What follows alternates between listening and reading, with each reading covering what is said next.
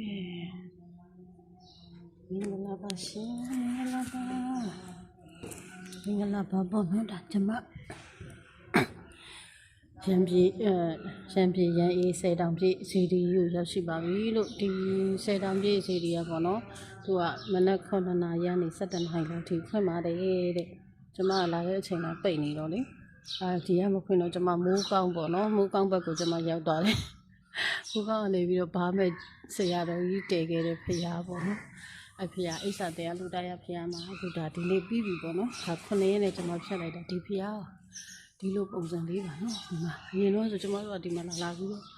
ဒီကျေးစင်တူတွေပေါ့နော်ဒီယဟန္တာပုဂ္ဂိုလ်တွေနော်အဲ့ဒီကျေးစင်တူတော်တွေလာပြီးတော့ကျမတို့က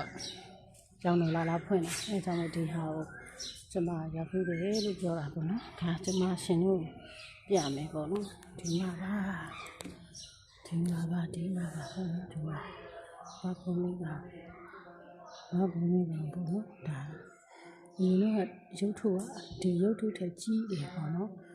အခုကြာမှဒါရုပ်ထုကနည်းနည်းလေးပေါ်ဖြစ်မှာပုံစံပြောင်းထားတာသိလားအရင်တော့ဒီလိုရုပ်ထုမဟုတ်ထိုင်ကိုတော့အကြီးပဲထိုင်ကိုတော့အကြီးပဲပေါ့နော်ဟုတ်ပါဘူး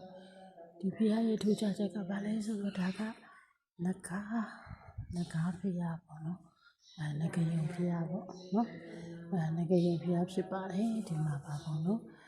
ငကယုံဖရာဖြစ်ပါတယ်ပေါ့နော်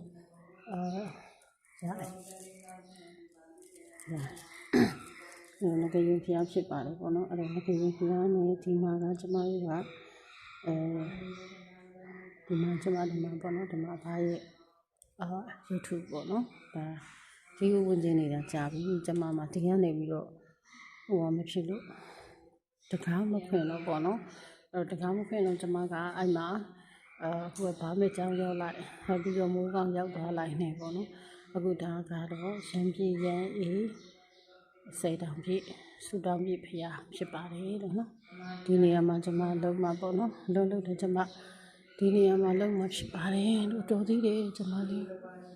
မနေ့9နာရီကနေပြီးတော့ဒီမှာရေးထားရပါတော့9နာရီမှ10နာရီညဆိုရင်4နာရီမှ7နာရီထိဖွင့်ပါတယ်တဲ့โอเคပါ